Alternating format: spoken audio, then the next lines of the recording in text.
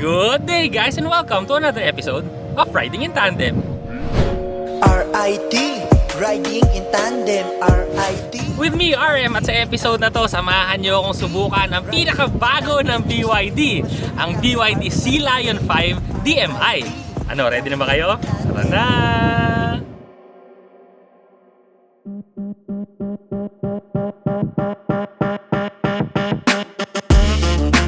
Ang makina nito ay BYD Super DMI at meron din tong 1.5 liter high-efficiency generator. May motor power na 197 PS at may motor torque naman na 300 Nm. Ang extended range nito ay 1,001 km at ang gamit na battery ay BYD Blade battery na lithium iron phosphate. Visit our website, rit-ridingintandem.com para sa mga articles, price list, at loan calculator para malaman mo ang down payment at monthly amortization ng sasakyan na gusto mo. Familiar na siguro kayo sa Sea Lion 6 DMI. Yun yung plug-in hybrid ng BYD. So crossover siya, komportable, matipid sa gasolina, maporma. Pero ano kasi, di ba, yung price niya medyo mataas pa rin ng konti. Pero saktong-sakto naman yan, no? Ito na yung Sea Lion 5 DMI. Medyo mas compact lang ng konti, pero kasing high-tech din, pero matipid din sa gasolina. Best of all, mas mura din. Napawaw ako nung unang nakita to kasi aggressive siyang tignan. Pero kung susumahin mo kasi, no, hindi naman ganun ka-aggressive yung styling niya. Kagaya nung headlights, di ba, hindi naman aggressive yung shape niya. Pero parang palaban siya. Parang tingin ko nga parang medyo itsurang dragon di ba? Yung headlights parang mata, tas yung nasa baba niya parang bibig na, di ba? Parang dragon na simple lang pero palaban. Yung headlights nga, LED siya. May mga vertical slots kasi siya, di ba? Parang pag mga ahas, di ba? May isang linyang gano'n. Ito naman mas mukhang dragon sa akin Meron pa siyang parang whisker dito na silver na accent. Tapos meron pa siyang curve na sipa dito na parang yung dito ng dragon. Tapos yung bibig naman, tsaka yung snout, parang yung grill naman. Pero ito, black siya, tapos merong mga chrome inserts. Sa sides naman, malapit din sa Sea Lion 6 yung itsura. Yung mga lines niya, kung mapapansin nyo, no? Sa ibabaw ng fender, medyo mataas. Sa pintuan, medyo mababa. Tapos umangat din dun sa fender sa likod. Medyo bago lang dito sa design. Meron siyang silver na accent sa bandang likod na parang medyo may mukhang skills din sa ibabaw, di ba? Parang doon nga sa Dragon team namin. Hindi kanila no? Hindi pang BYD. Dragon team namin dito sa kotse. Meron din tong roof rails, 18-inch ang rims. Ang size ng gulong, 225/60 R18. Sa likod naman, medyo toned down lang yung styling dito, no? Basta social lang yung dating niya.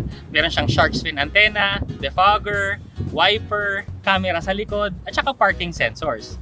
Dito naman sa likod, napakaluwag ng space kasyang-kasya dito yung mga gamit na pang pamilya kahit pang over the weekend, pwede siya. Meron pa siyang removable na cargo cover, tapos may bag siyang kasama.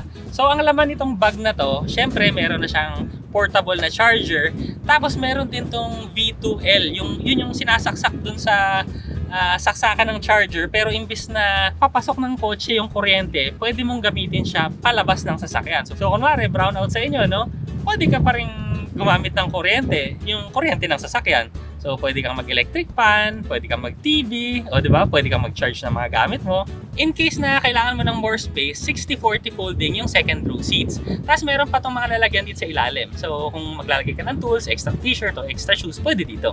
Pagpasok naman dito sa Sea Lion 5, Diyos ko, napaka-social, no? Tsaka mga curvy yung mga datingan dito, no? May mga black parts, merong piano black finish, merong beige, merong mocha. Naks na, iba pa yung beige, iba pa yung mocha, no? Social. Kasi yung mga upuan niya, beige din, tas meron pang mga orange na pipings. So, social na social dito sa loob, tsaka komportable kasi pag hinawakan mo, no, malalambot din siya. Ito, mga sidings niya, ang lalambot, yung mga kahit ibabaw, kahit yung gitna ng sidings, kahit sa bandang baba, mga leather kasi siya, kaya ang lambot-lambot niya, ang sarap hawakan. Pero bago nga pala tayo pumasok dito, pakita ko lang sa inyo to. So yung susi niya na merong lock, merong unlock, tsaka merong pangbukas ng trunk, tsaka meron din tong remote start. Pero, kaya ako pinakita sa inyo kasi hindi lang ito yung susi niya, no? Pwede rin ito. Card. So NFC lang to, ilalagay mo dun sa side mirror, tapos bubukas na yung pinto mo. So handy to. Kasi kunwari nakalimutan mo yung susi, kung meron ka nito palagi sa wallet mo, edi kunwari kahit wala ka susi, ito lang gamitin mo. Ang instrument cluster nito, screen din, 8 inches. So marami ritong mga information na pwede mong pagpalit-palitin. Pero ang maganda dito, meron siyang tire pressure monitoring system. So hindi mo na kailangan i-check lahat ng gulong mo tuwing lalabas ka. Kahit lalo na pagka mga long trips, diba, i-check mo yung gulong. Dito, every time na pagsakay mo, pwedeng nandyan na sa screen kagad. At dahil plug-in hybrid to, instead na regular na tachometer yung nandito, ang nakalagay yung Charge Eco Power. Ang ibig sabihin lang nun, pag nasa eco ka, matipid yung andar mo. Pagka nasa power ka, syempre mas malakas yung kain ng kuryente mo, tsaka gumagana rin yung gasoline motor mo. Tapos pag nasa charge naman, ibig sabihin niya naman yung regenerative braking nitong sasakyan. Meron din ditong gauge no ng gasoline tsaka ng electric kasi nga meron tong electric motor tsaka merong gasoline engine. So ang maximum range nito nung kuryente 71 kilometers. Tapos yung combined range naman ito 1,001 yung claim ng BYD. So matipid siya, 'di ba? Para sa crossover na ganito kayang mag 1,000 kilometers. At ang fuel tank nito 52 liters lang. Ang manibela nito leather wrap, dark gray yung sa ibabaw, yung gilid niya medyo mocha. Ano ba to? Beige? Light gray. Dirty white? Anyway, maganda sa mata. Pero yun nga, sabihin na natin dark gray tsaka light gray yung baba. Tapos may mga stitchings siya na medyo brownish orange. Meron din ditong piano black finish. Sa left side meron siyang controls para sa cruise control, so hindi siya adaptive. Sa right side naman controls para sa infotainment system, pati sa voice commands, tsaka sa instrument cluster. Ang taba ng manibela nito, ang lambot hawakan. Tapos tilt and telescopic din to ha. Ang infotainment system naman, syempre BYD, rotating pa rin yan, no? 10.1 inch. Meron siyang wireless na Android Auto tsaka Apple CarPlay, Bluetooth, meron din siya, radyo, at meron ding BYD Connect. Napansin ko rin ngayon kasi ang init-init sa labas. Pero dito sa loob, ang lamig-lamig. So ang ganda ng aircon system nito, malamig. Naka-climate control na. Tsaka makikita mo kasi yung mga vents niya, ang lalaki. At hindi lang yan, kahit malaki siya, ang lakas ng buga ng aircon. Tsaka ang ganda rin ng itsura kasi may mga chrome accents pa. Sa center console naman, sa bandang unahan, meron siyang open compartment. Yung shifter medyo mababa dito at tsaka medyo bilugan siyang medyo squarish. Na saktong-sakto naman sa kamay, no? Pag pinatong mo yung kamay mo, parang ergonomically shaped. Tapos meron siyang park, so pinipindot lang yung park niya. Reverse neutral drive, tapos yung unlock button niya nandito sa left side. Nandito na rin yung engine start-stop button at marami pang mga controls dito, no? Sa right side, merong controls para sa infotainment system, pati yung volume. Sa baba meron dito nakalagay na auto, so yan yung automatic climate control. Meron din yung fan speed, nandito rin yung switch ng drive mode, so meron siyang eco, sport, saka normal mode. May pindutan din dito ng grass mode, grit, or snow mode. Meron din ditong switch para sa EV mode or hybrid electric vehicle mode. So pwede mo siyang gamitin as EV at pwede mo siyang gamitin na hybrid. Yun yung kinaganda nitong sasakyan na to, no? Kasi nga, dahil pwede mo siyang i-charge, pwedeng daily gamitin mo na lang yung kuryente para zero consumption ka sa gas. Pero kung may pupuntahan kang malayo, edi magpagas ka, plus may kuryente ka pa, para pagka naubos mo na yung kuryente mo, pwede mong gamitin yung gasolina. So wala kang range anxiety kahit pang daily mo, no, pang araw-araw mo, electric vehicle. Di ba? Yun yung kinaganda ng mga plug-in hybrids. Meron din ditong auto hold function, traction control, parking sensors na switch, at saka yung hazard button nandito na rin. May dalawang cup holders. Dito sa ibabaw, may leather na center armrest, tapos nandito pwede mong itap yung NFC mo. At sa ilalim, napakaluwag nitong center armrest. Hanggang ilalim kasi nung cup holder, pa ganun eh. Pa ganun. Parang pangit, no? Okay. Meron din palang basement dito sa center console, no? So meron dong dalawang USB na Type A, tapos merong SD card na lalagyanan, tsaka merong power supply. Tsaka maluwag din kung mga clutch bag na maliit, kakasya dito. Ang ganda-ganda rin ng mga sidings kasi kasing social nung dashboard yung mga sidings. May silver accents din, may mga textured na soft touch materials, merong leather. Ang swabe-swabe ng design niya. Pati yung ceiling na material, no? Hindi siya yung himul-muli na ceiling, no? So ang ganda ng materials na pag pinindot mo, ang lambot-lambot pa. Meron din dito na ilaw, may lalagyan ng shades, merong sun visors, may lalagyan ng panang cardo dito. At meron siyang salamin at ilaw. Magkabila. Galing, no? So imagine niyo si Lion 6 okay, 'di ba? Pero ito parang ganun din, pero mas mura. Check naman natin doon sa second row. Dito naman sa likod, sobrang komportable, no? Unang-una dahil sa space. Kasi yung space ko sa ulo, lampas, 5 daliri, malaki pa.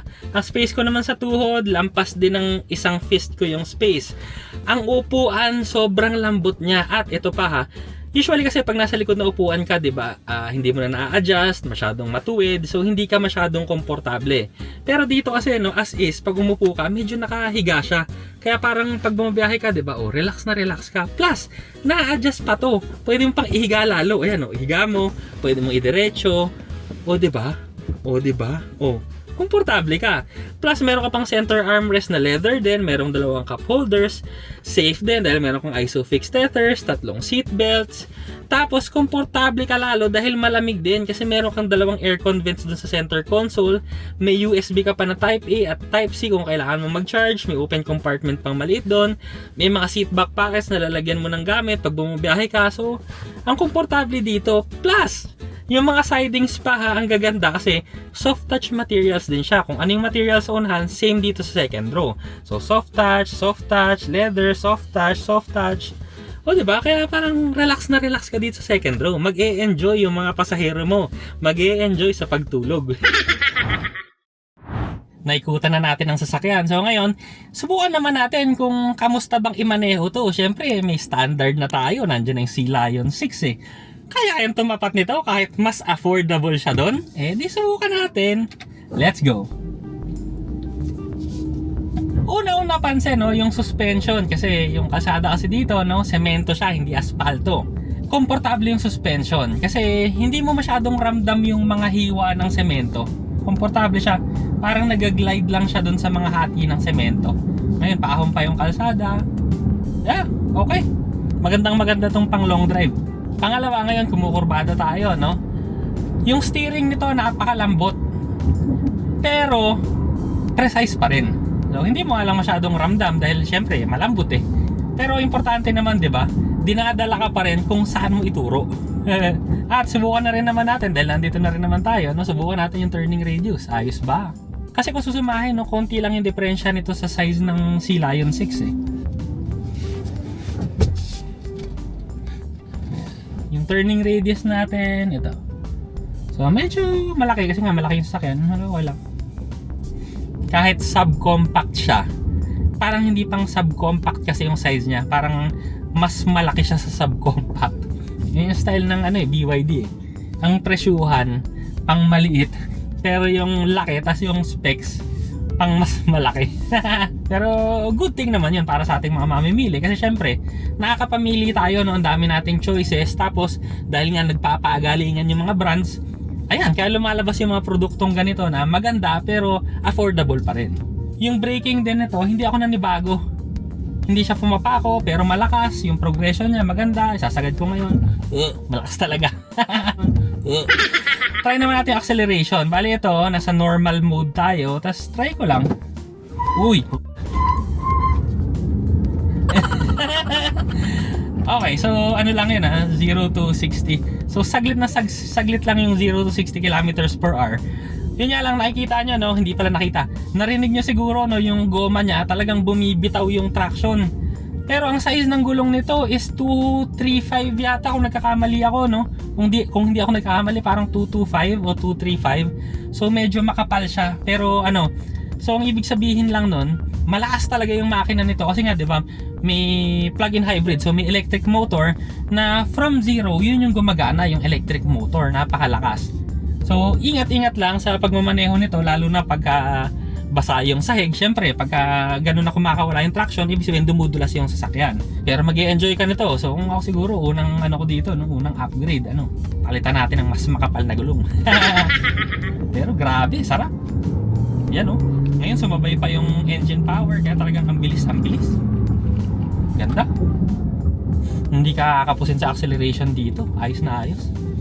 Normal mode yun Hindi pa ako nagsusport mode.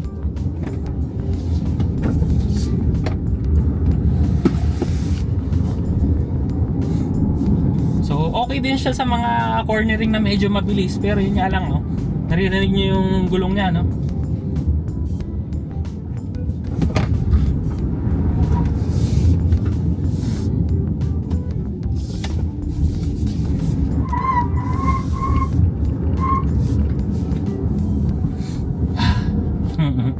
saya. So dahil nga dual motor to, no, may electric motor siya, may gasoline motor, so matipid ka talaga. Kasi kung ang gagawin mo lang dito, no, ititreat mo siya as electric vehicle, makakatipid ka talaga kasi yun nga, no, mas mura yung kuryente kesa sa gasolina. Plus yung consumption kasi ng kuryente, mas matipid talaga lalo na pag nasa city ka compared sa gasolina. Kasi pag kuryente kasi, 'di ba, off yung makina niya, aircon lang yung gumagana. So yung pagka kasi naka-internal combustion engine ka, umaandar yung engine mo, naka-idle yan pag traffic eh. So sumusunog ka ng same amount of gasoline. Eh ito, dahil nga electric lang yung gumagana pag low speed ka or pagka nakahinto ka, so ano talaga, sobrang yung aircon mo lang yung bumabawas ng kuryente. Oh, ito pa. So normal mode yun ha. I-try ko lang yung eco mode. Yan, eco mode. Sasagot ko ulit. Ay putek. Ang tulin pa rin ng eco mode eh. Basta sinagad ko yung tapak, malakas pa rin. So malamang kung ako gumagamit nito, baka eco mode na lang ako. Malakas na as is, eco lang. Makatipid ka pa ng gasolina dito.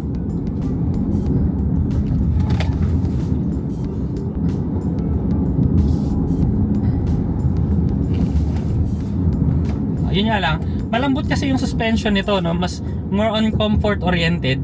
Kaya pag lumiliko ka, no, medyo ramdam mo yung body roll, pero okay lang, manageable. So okay na sa akin yung power ng eco mode, malakas yung normal mode. Pero dahil nga meron pa tong sport mode, eh sige, try na rin natin. Na natin ng konti. Kaso normal mode pa lang, umiiyak na yung gulong eh. Try natin.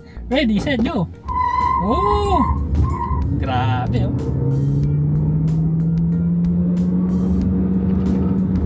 Nice. So ang ganda ng acceleration niya pag ano, yung pag binitawan mo yung gas kasi, 'di ba, bumababa yung rev. Pero pag tapak mo ulit, ang lakas niya agad kasi yun nga, electric eh. May electric eh. So hindi ko na to kailangan. Balik na sa normal. Eco. Okay, tapos meron pa tong EV mode, tsaka meron pa tong HEV mode. So ngayon, try natin yung EV mode.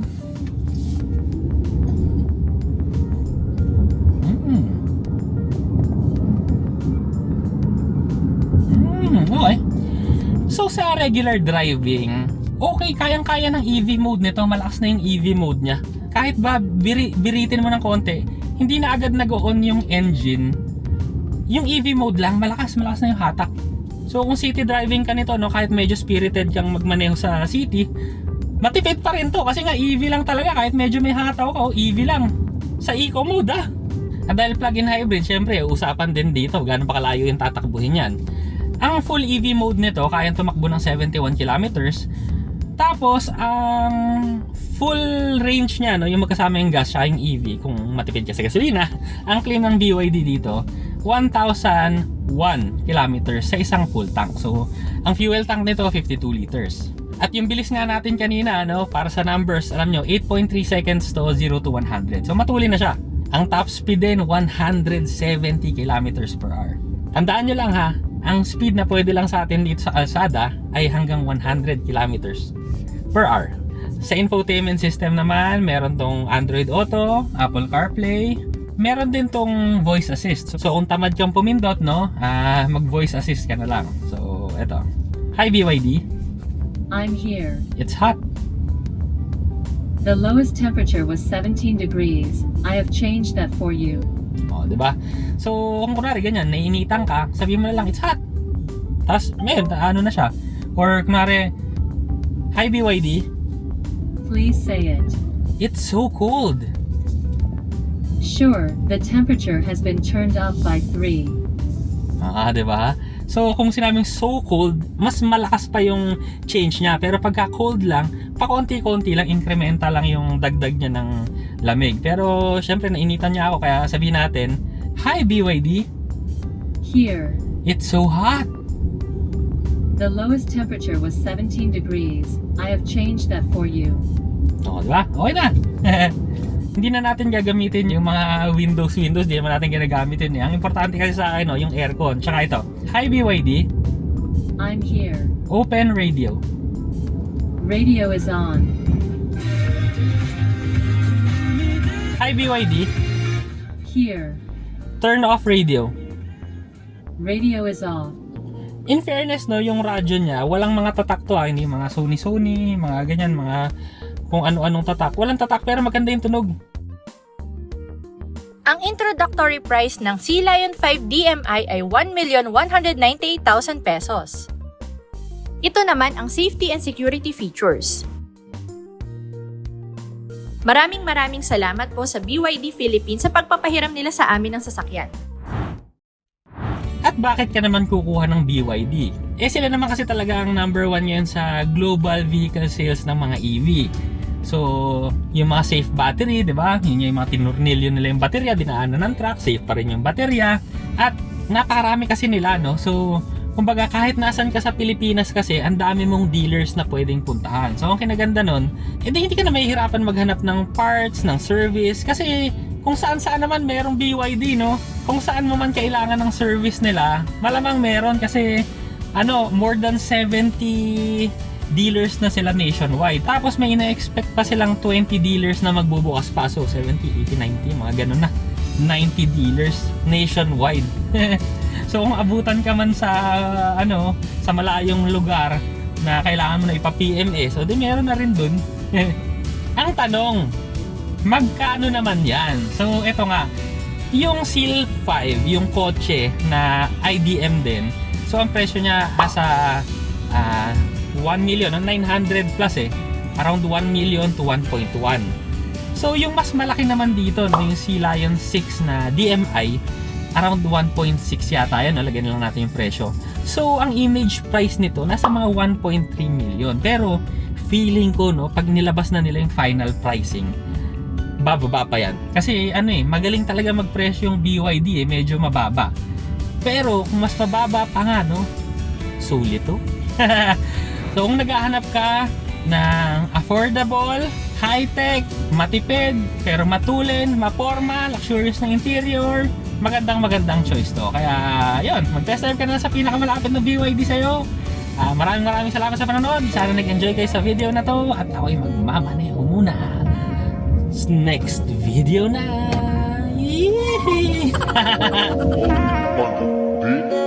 RIT, riding in tandem. RIT, riding in tandem. RIT, riding in tandem. Siksik na impormasyon mula kay RM at Elaine.